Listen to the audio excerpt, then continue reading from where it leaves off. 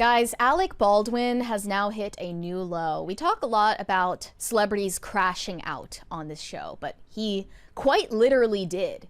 He crashed out into a tree and then blamed the tree. A big fat tree. It was the tree's fault, actually. The Hamptons police have now weighed in on the incident. He was driving around in his wife Ilaria's Range Rover in the Hamptons with his brother, Stephen Baldwin, and he got really spooked by a huge garbage truck. He said it was the size of a whale. I'm sorry. Okay, so guys, he sounds like Trump. If the left is looking for their Joe Rogan, they at the very least have remember, he's the one who plays Trump on Saturday Night Live, or at least he used to. He's got a wife nobody can understand. He's from New York. He's got all the makings of a left Trump. I'm telling you right now, Baldwin Fetterman 2028.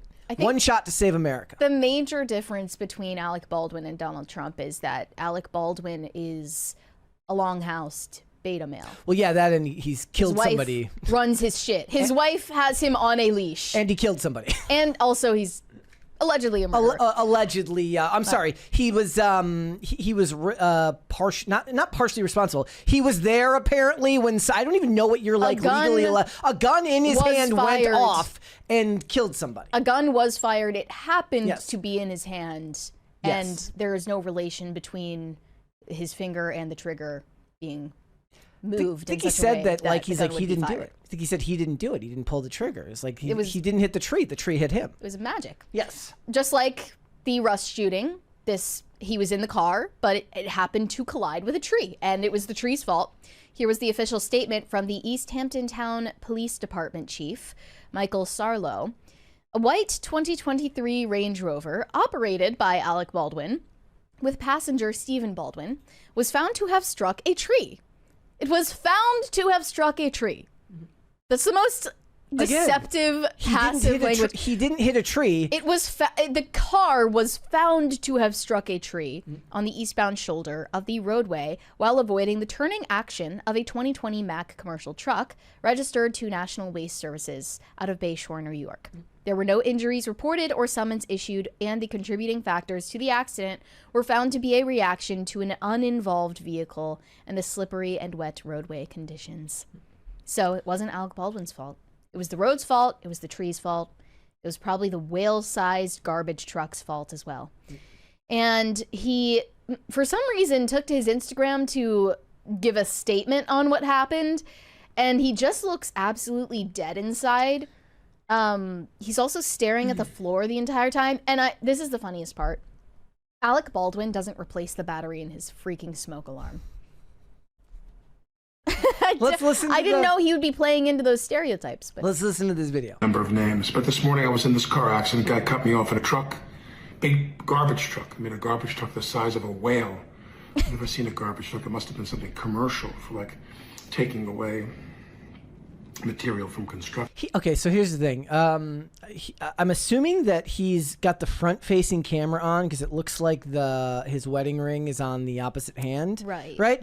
Nobody who has the front-facing camera on, who can actually see what they look like, should have this much headroom when they work in Hollywood. It's crazy. That's crazy work. It was the biggest garbage truck I've ever seen. Anyway, I won't go into the details now and bore you, but to avoid hitting him, I hit a tree. I hit a big fat tree and crushed my car, my wife's car.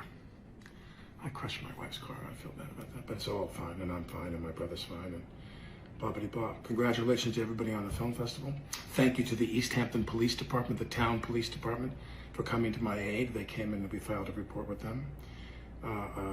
Officer Gherkin is his name, Gerken. What is the relevance of that, bro? Why is he telling us any of this? Lovely guy. like, bro, I want to hear more about the truck that just came out of nowhere. I don't want to hear about the spelling of Gherkin's name. And there was another gentleman there, I didn't get his name, but Officer Gherkin from the East Hampton Police Department. As nice as... Wait, is it possible that somebody put this in there? Is this no, this was in the Instagram video. Okay. I checked. As pleasant as can be about the whole thing. And my wife's car is pretty smashed up. Big tree, big fat tree. He's Trump. It's exactly something Trump I would see say. why they And, chose him. I'm going to LA to see my family. Can't wait. Going out to California to gather my family together, spend a few days out there, and then come home. And I'm still so proud of my wife. What does that have to do with anything? Aria, I love you more than anything, and I'm very proud of you. I think he's just scared of what she's going to say because he destroyed the car. Yeah. He's going to get, you know what it is? She's going to pull him by the ear. That's why he's like touching his ear. He's like, don't pull me by the ear, please. He's literally like Hassan fine. Piker's dog. She has a shock collar on. Yep, pretty much. Yeah, why do we need to know any of this? And then I looked at his Instagram. He has the comments limited. So it's only people saying like, oh, thank God you're okay. You're my hero. Yeah. That's a weird shout out to his wife at the end there. I'm telling you, it's because it was her car and he's terrified that she's going to be pissed. It's not like they're hurting for money. They can buy like another fleet of Range Rovers if they want to. Yeah. How about an update on whether your brother's like okay? Like who was in the car with you? He says that they're both okay. They're fine. Ilaria, however, is not fine. She got kicked off of Dancing with the Stars recently, and she claims that they bullied her off of the show. I did get bullied. She did like the longest millennial pause I've ever seen in my entire life. It's from an Instagram live. That's an IG, or that's a boomer pause. Off the show. I did. I did, that is for sure. That is for sure. Why is she whispering? I don't know. This is really disturbing. Yeah, I don't know. I'm telling you right now, he needs to run for office. So like, I don't know if she's saying it's rigged or what, but you get voted off of that show. Yeah. That's how it works. You got voted off of the show. That's not bullying. This is the thing. Alec Baldwin and Hilaria Baldwin are perfect together because they just are the type of couple that, first of all, call each other babe, which everyone knows is a red flag. But second of all, they both think they're the ultimate victims and that the world is set against them.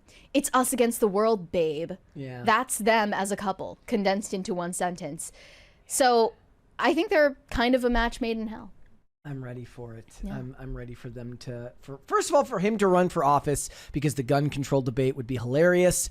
And I really do think that he needs to run with Fetterman. I really do. Like, I think you don't like, legitimately think he would have a chance. I legitimately believe that he hadn't, if the thing hadn't happened with Helena Hutchins, again, I don't even know what I'm allowed to, because, you know, he was acquitted in court. Yes. So I don't even know what I can legally say. And that's it. But if that hadn't happened, yeah, I do believe that he could have been their own version of, I mean, look, Gavin Newsom is trying to pretend to be Trump on X right now. Apparently that's where politics has gone, is that the way to do it is to be bombastic and over the top.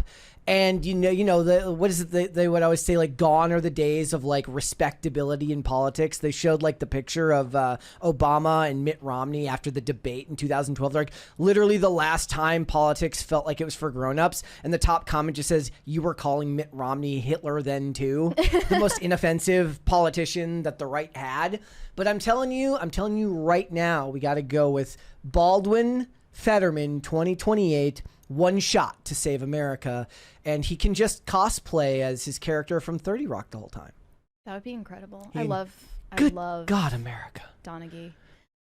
Were they really calling Mitt Romney Hitler back then? The best way to point out like the way the Overton window has switched is that back in, whether it's Mitt Romney or even in the Bush era, the far left was doing that, but it wasn't necessarily co-signed by the ones who were part of like the party proper. Now the main party goes along with calling every Republican Hitler. But back in 2012, it was like the fringe that was saying that stuff. Probably less so than it was in 2004 and 2000. They were still doing it, but it was not as co-signed by the main, at least from what I understand. Like, I've seen those pictures. I've seen those people at the rallies and stuff like that. And it wasn't as mainstream as it is now because the Overton window has shifted so much. But that's why they need their own Donald Trump. They need their own populist hero. Rich Hollywood pop culture icon with a wife nobody can understand when she talks. Back then, I was more focused on My American Girl dolls and like learning fractions. Yeah. But I believe you. Yeah. I think if it weren't for the Rust shooting, Yeah, that's what I'm saying. Like if it hadn't it would been be for a that. possibility. I mean, that is like things you don't want to be. You don't want to be like in front of Alec Baldwin with a gun, in front of Alec Baldwin with a car, or one of his family members when he leaves you a voicemail. We have a that 20 coming up would also. from Shane H. Wilder. Looking at the video from the truck that Newsmax released, it looks like Baldwin was trying to illegally pass the truck on the shoulder at a high rate of speed when the truck was moving into the shoulder to pick up trash. Yep. Okay, so it was his fault. Yep. And he's just an idiot. Thanks for watching. Listen to full episodes of Pop Culture Crisis on Spotify. Keep up with us on social media and make sure you subscribe and ring that bell so you never miss the show. Bye, guys.